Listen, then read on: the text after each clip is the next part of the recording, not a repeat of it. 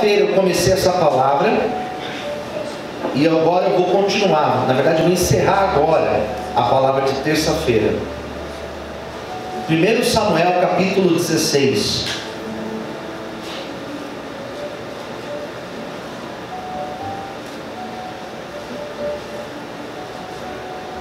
Primeiro Samuel. Você vai lá em Ruth, depois de Ruth tem 1 Samuel, vem antes de 2 Samuel. Não tem muito segredo não. Glória a Deus. 1 Samuel 16. Posso ler, irmãos? Quem já encontrou, diga amém. Amém. Tem a Bíblia atrás, né, Mimi? Vê para mim, por favor. Versículo 1 diz assim: Então disse o Senhor a Samuel: Até quando terás dó de Saul, havendo eu rejeitado, para que reine sobre Israel? Enche o teu vaso de azeite e vem. Enviar-te-ei a Jessé, o belemita, porque dentre os seus filhos me tenho provido de um rei.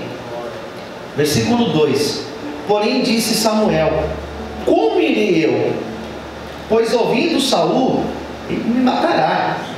Então disse o Senhor: Toma uma bezerra das vacas em tuas mãos e dize: Vim sacrificar ao Senhor. E convidarás a Jessé ao sacrifício, e eu te farei saber o que hás de fazer. Ungir-me-ás a quem eu te disser. Fez, pois, Samuel o que dissera ao Senhor, e veio a Belém. Então os anciãos da cidade saíram ao encontro, tremendo, e disseram: De paz é a tua vinda? E disse ele: É de paz. Vim sacrificar ao Senhor. Santificai-vos e vinde comigo ao sacrifício. E santificou ele a Jessé e aos seus filhos, e os convidou ao sacrifício. E sucedeu que, entrando eles, viu Eliabe, e disse: Certamente está perante o Senhor o seu ungido. Porém o Senhor disse a Samuel: Não atentes para a sua aparência, nem para a altura da tua estatura, porque eu tenho rejeitado. Porque o Senhor não vê o homem como vê o homem, pois o homem vê o que está diante dos olhos, porém o Senhor olha para o, que diz aí? Para o coração. Daí olha o que diz o 8: Então chamou Jessé a Abinadab e fez passar diante de Samuel, o qual disse: Nem este tenho escolhido, o Senhor. Então Jessé fez passar a Sama, porém disse: Também tampouco este tem escolhido o Senhor. Assim fez passar Jessé os seus 7 filhos diante de Samuel. Porém Samuel disse a Jessé: O Senhor não tem escolhido a estes. E disse mais Samuel a Jessé: Acabaram-se os jovens? E disse: Ainda falta o... Na tua Bíblia tem qual palavra? Ainda falta o? Menor. O menor, mais novo, né? E eis que lhe apacenta as ovelhas. Disse, pois, Samuel a Jessé: Envia e manda-o chamar, porquanto não nos assentaremos em roda da mesa até que ele venha aqui. Então mandou em busca dele e o trouxe. Ele era ruivo, de formoso semblante, de boa presença. E disse o Senhor: Levanta-te e unge-o, porque este mesmo é. Agora é o 13, que é o versículo principal que eu vou pregar hoje. Diz assim: Então Samuel tomou o vaso de azeite e ungiu no meio dos seus irmãos. E desde aquele dia em diante, o Espírito do Senhor se apoderou de Davi. Então Samuel se levantou e se tornou a Ramá. Todos digam amém? Amém. Vamos fazer uma oração. Soberano Deus, eterno Pai, este é um momento que nós precisamos ouvir tua voz. É a hora da tua palavra, Senhor. venha nos abençoar. Fala conosco, usa a minha vida como instrumento em tuas mãos. Tira os impedimentos, tira agora os obstáculos, as barreiras, tudo que vem para distrair. E nos abençoe, Senhor, que esta palavra de hoje possa ir no mais profundo do coração do teu povo. Venha nos abençoar, Pai.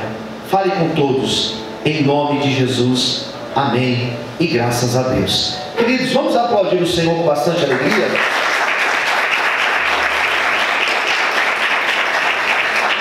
Bom, vamos lá. Deixa eu falar para vocês. Quem esteve aqui terça-feira, talvez lembre do que eu ministrei nos primeiros versículos desse capítulo, né? Aqui começa a história do maior rei de Israel, que foi Davi. Davi foi tão importante para Israel, tão importante, que Davi, a cidade de Jerusalém, ela tem um apelido, Cidade de Davi. Até hoje o nome de Davi é lembrado. Existe a estrela de Davi, que é uma das marcas do povo de Israel. Até hoje o nome dele é lembrado em Israel, pela sua tão grande importância. Queridos, aqui começa a falar de Davi. Percebe que Davi, quando ele aparece no cenário da Bíblia, vamos usar essa expressão, quando ele surge na Bíblia, ele não chega grande, ele não chega respeitado, ele não chega já sendo reconhecido como quem ele foi. O princípio dele foi difícil, mas muito difícil mesmo. Davi era de uma casa, como eu falei na terça, uma casa masculina, a casa de homens. Davi era de uma família que tinha um pai, que era Jessé, sua mãe, que a gente não sabe o nome, aqui não é citado, e ele tinha mais 7 irmãos homens. Mais velho se chamava Eliabe, depois vinha o Abinadab, depois vinha o Sama, e aí vinha, e ele era o mais novo, o mais novinho, o menor, tinha 16, 17 anos. Quando a Bíblia começa a falar sobre ele, primeiro, a Bíblia não mostra que o começo dele foi grande, foi ilustre. Começou por baixo, começou pequeno, começou lá de baixo. Na sua casa, cada um tinha uma função. Os irmãos mais velhos, por exemplo, Eliabe era do exército. Os mais velhos estavam alistados no exército do rei Saul. Davi não tinha nem idade para se alistar. Davi era menor de idade. Então a função de Davi era uma função doméstica. Ele cuidava das ovelhas do seu pai Jessé. A função dele era pastorear ovelhas. Andava vestido bem simples, sandália de couro, um cajado na mão de pastor, e assim ele andava e pastoreava as ovelhas. Chamava as ovelhas, cuidava das ovelhas, levava elas para o pasto, trazia do pasto, levava para tomar água, voltava do pasto, protegia ela dos animais ferozes que existiam naquele lugar. Só isso. Era uma vida de rotina. Davi não era alguém que tinha novidade, passeio, e saía para viajar. Não tinha isso. Davi não viajava, Davi não saía para passear com amigo. Davi já não tinha mais idade para jogar bola com amigo. Ele trabalhava e a vida dele era uma rotina. E o que eu quero que você entenda aqui nessa noite é que dentro de uma rotina, dentro de dias normais, Deus olhou para ele e falou assim: hoje eu vou começar a mudar a história desse menino. Deus começou a mexer com as coisas. Deus começou a trazer um movimento na vida de Davi. Posso ouvir um amém, queridos? Deus começou a trazer um movimento na tua vida. Deus começou a movimentar as águas na tua vida. Deus começou a movimentar o cenário do teu lado. Sabe para quê? Para cumprir a promessa dele na tua vida. A promessa de Deus, ela vai se cumprir em nome de Jesus. Você pode aplaudir e exaltar o Senhor essa noite? Aleluia, glória a Deus. Bom, daí começou a mexer. O rei de Israel desviou. Saul começou bem, né? Eu falei isso essa semana. Começou bem. Começar bem não adianta, irmãos. Não é o suficiente. Deve começar bem. Mas mais do que começar bem, deve-se continuar bem. Quem entendeu, diga amém. Amém. Começar bem é bom, continuar bem é o ideal. Ele começou bem, mas desviou. Ninguém é insubstituível. Nada é insubstituível na nossa vida. Ninguém é insubstituível. Na obra de Deus, ninguém é insubstituível. Quando Saul saiu do propósito, Deus falou: eu vou levantar outro no lugar. E foi aí que Deus olhou para Davi e falou: esse é o meu escolhido. Deus chega para Samuel, que era o profeta, e fala assim: vai lá na casa de Jessé. Não tenha dó de Saul, porque Saul está rejeitado. Eu vou levantar um dos filhos de Jessé para governar na minha terra, na cidade de Jerusalém, em Israel. E quando ele foi para a casa de Jessé para saber quem era o escolhido, ele comete o erro, o próprio Samuel comete o erro que nós cometemos sempre, que é olhar para a aparência. A gente comete esse erro às vezes, de olhar para uma aparência de algo e achar que aquilo é de Deus para nós. E nós sabemos que o nosso olhar, ele é enganoso. Quem concorda, diga amém. Nem tudo que parece ser, de fato é. Quando Samuel chegou, o primeiro filho que Jessé colocou era o mais velho, era o mais bonito, era o mais alto, era o mais preparado. E ele olhou e falou assim: é esse mesmo, cadê o óleo? Daqui que eu vou ungir agora. E Deus falou: Samuel, não é esse. Você está vendo o exterior, você está vendo o que os olhos humanos podem ver, mas eu enxergo aquilo que está no coração. Se Deus fosse olhar para a aparência, eu não estaria aqui sentado pregando para vocês. Se Deus fosse olhar para a minha voz, eu não estaria aqui cantando para vocês. Se ele fosse olhar para a minha capacidade intelectual, eu não estaria pregando para ninguém, queridos. Deus me escolheu, Deus te escolheu, não para aquilo que você é, mas Ele escolheu para aquilo que está dentro de você. Ele conhece o nosso coração. Você pode dar glória a Deus por isso? Aleluia! Glória a Deus! Bom, então Deus falou assim: não é esse. Não fica olhando para a aparência. Samuel falou: Senhor, desculpa, eu achei que era. Rapaz, é todo bonitão aí, todo preparado, né? Tem um jeitão de rei. Desculpa. Cadê o outro? Tem mais? Tem. Abinadab. Parecia também, mas não era. Eles tinham aparência, mas eles não tinham o principal: chamado de Deus.